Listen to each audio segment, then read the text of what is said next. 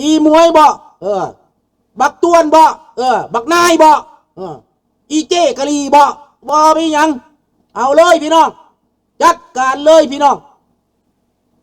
เขาเข้ามาวัดเพื่อทำมั่งท่านผู้เงินแม่นแล้วมันเข้ามาทำลายความสามัคคีคนลาวนี่ทานสาธุขอให้กันหน่อยได้บุญหลายๆขอให้ได้เกิดชาติหน้าขอให้ได้เป็นคนงามขอให้ได้เป็นคนจบรับตาอยู่ได้ละคนสาธุรับตาเพื่อจะได้เป็นคนงามได้เป็นคนดีได้เกิดได้ขึ้นสวรรค์เด้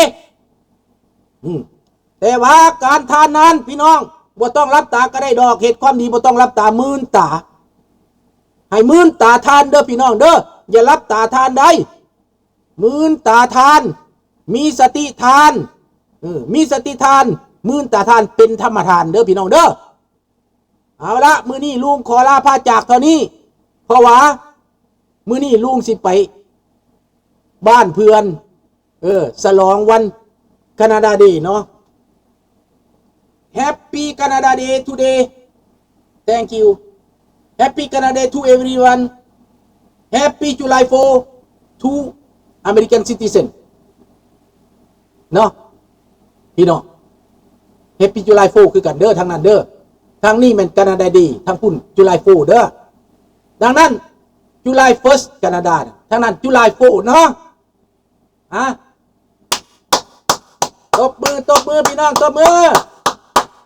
พวกเขาต้องเป็นน้ำหนึ่งใจเดียวกันสู้ความจริงสิมาแล้วสู้ความใจกันคือความสามัคคีเป็นหนึ่งเดียว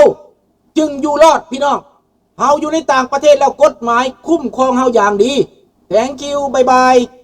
see you tomorrow good night บอนนุยราตรีสวัสดิ์บอนช่วงนี้ thank you